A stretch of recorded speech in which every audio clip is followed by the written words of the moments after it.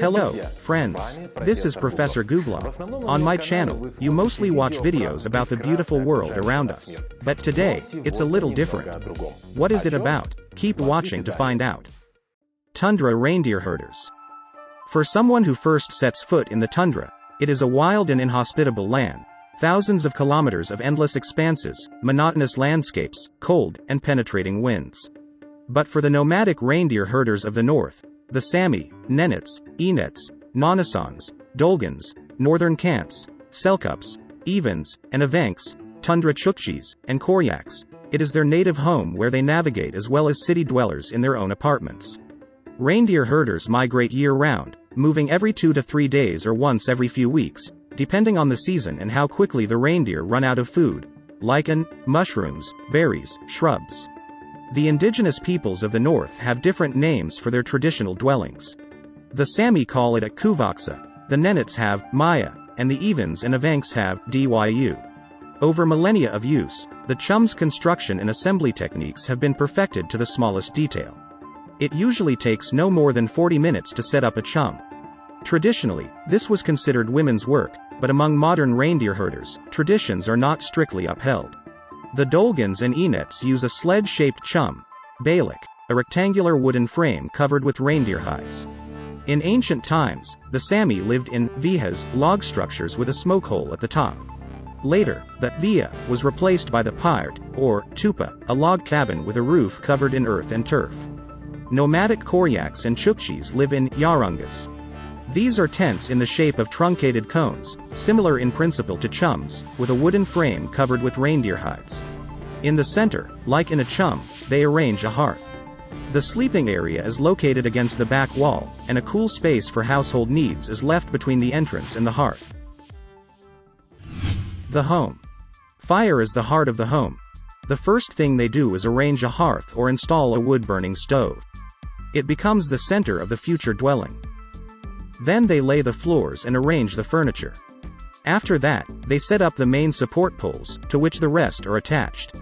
The number of poles depends on the size of the chum. The wooden frame is covered with reindeer hides, nayukas. To prevent drafts from below, the hem of the chum is covered with snow, in winter, or turf, in summer. Modern reindeer herders use cell phones and the internet, although not everywhere in the tundra has connectivity, and they have generators to recharge gadgets and other needs. It is not uncommon to find a television with a satellite dish in a chum. Each item in the chum has its designated place, and there are many customs and rules associated with its use. All sleeping places are arranged at an equal distance from the heat source. The right side, from the entrance, is for living, while the left side is for guests and household utensils. Every chum has a sacred pole, and behind the hearth is a clean space, where women and children are not allowed to step. Now, where do the nomads go for a toilet? The answer is simple: the entire tundra. It's enough to go further away from the dwelling. The traditional clothing is designed to protect from prying eyes and the cold wind. There is, of course, no shower in a mobile dwelling. Instead, they use a handheld basin. Water for washing and hygiene purposes is heated on the stove, and in the summer, clothes are washed in rivers, lakes, and streams. Taiga people. The Henty, Mansi, Idelman, and Selkup people live slightly south of the nomadic reindeer herders, so hunting and fishing play an important role for these hunter reindeer herders. For their migrations, they use chums, covered with reindeer hides in winter and with bark or wooden boards in summer, and various types of dugout shelters serve as permanent dwellings. Later, the Selkup people started building semi-subterranean structures with frames made of poles and posts, low log houses with small windows and low doors. These shelters are heated by a shuvik, an open hearth with a wide chimney. The windows were glazed, with reindeer or other animal bladder or with ice. Unlike the nomadic reindeer herders who wander through the tundra all year round, the hunters and fishermen of the taiga, the Henty, Mansi, Idelman, and Selkup people, lead a settled or semi-settled way of life. The Idelman people would descend into their dugout, yurt, from the top using logs and crossbars, while a smoke vent was arranged on the side. The Mansi called their semi-subterranean dwellings chandal. They used 4 trees with roots as the frame and laid a flat roof covered with turf. The settled Evens had utan, which were semi-subterranean dwellings with a flat roof and an entrance through the smoke hole. The Henty people of the Middle Obe and Vasugan regions built frame dugouts without supporting columns, and they made a window in the roof slope. During winter, the Nonasans, Evenks, and Dolgans lived in Galamo, stationary buildings made of planks covered with bark or earth. These buildings were heated by a shuvik, a fireplace made of poles coated with clay. Hunting and other arts. The lifestyle of taiga inhabitants is connected to the changing seasons of hunting and fishing. They hunt snow sheep, wild reindeer, bears, elks, birds, and wild boars. Fishing is an important source of sustenance, and for some peoples like the Idelman and Henty, it is the main one. Fish is dried, smoked, boiled, pickled in pits, and used for making ukala, fish oil, and stroganina, frozen raw fish. The indigenous inhabitants of the taiga, the Henty, Mansi, Idelman, Selk'uk, and other peoples, not only hunt and fish but also gather roots, herbs, berries, mushrooms, bird eggs, cedar nuts, and wild onions. Hunting is considered a male activity, but among the Selk'uk, Evenk, Henty, and some other peoples, women and children also participate. Building houses is also a task for men. When men go to the taiga for hunting and gathering, they can be away from home for months. Gathering plants, firewood, bark for household needs, raising children, and managing the household remains the responsibility of women. They also engage in tanning hides, sewing clothes, and preserving fish, meat, and berries. Among the taiga peoples, the Evenks stand out in terms of their way of life.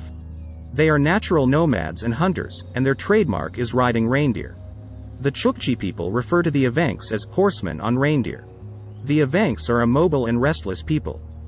Even their fishing resembles hunting, as they use a spear or a hunting bow instead of patiently waiting with a fishing rod. But that's how the taiga inhabitants hunt. What about the people living on the coast? For them, the main game animal in hunting is the whale. In ancient times, the carcass of a single whale could provide food and fuel for an entire settlement throughout the winter. A few individuals in a small lightweight boat against a powerful and feisty sea monster. Icy waves stained with hot crimson blood, a palace of bones as a dwelling, and raw whale skin for lunch. Is this a cruel ancient epic? No. These are the everyday realities of modern sea mammal hunters, the Koryaks, Eskimos, and Chukchi.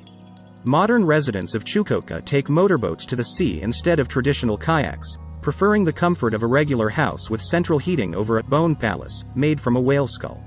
Traditional kamlikas made from bearded seal gut have been replaced by more convenient and technologically advanced modern clothing. However, the way of life remains the same, and traditional kayaks made from sealskin or walrus skin with a wooden or bone frame are still used during traditional festivals or competitions. The traditional dwelling of settled coastal Chukchi and Eskimos is a semi-subterranean structure covered with turf, with a frame made from whale jaws and ribs. During hunting, the Chukchi and Eskimos hunt seals, walruses, bearded seals, belugas, and whales, utilizing every last bone and piece of the animal. Commercial hunting is prohibited, and sea mammal hunting for personal needs is practiced only by representatives of indigenous small-numbered northern peoples. The meat and blubber of sea mammals form the basis of the diet for coastal peoples. In the harsh conditions of the north, such nutrition is necessary to obtain sufficient energy and protection from the cold. The most nourishing is considered the meat of the walrus.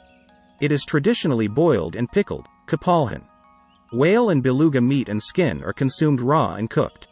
Seal meat is dried. The diet is supplemented with mushrooms, berries, roots, herbs, and seaweed.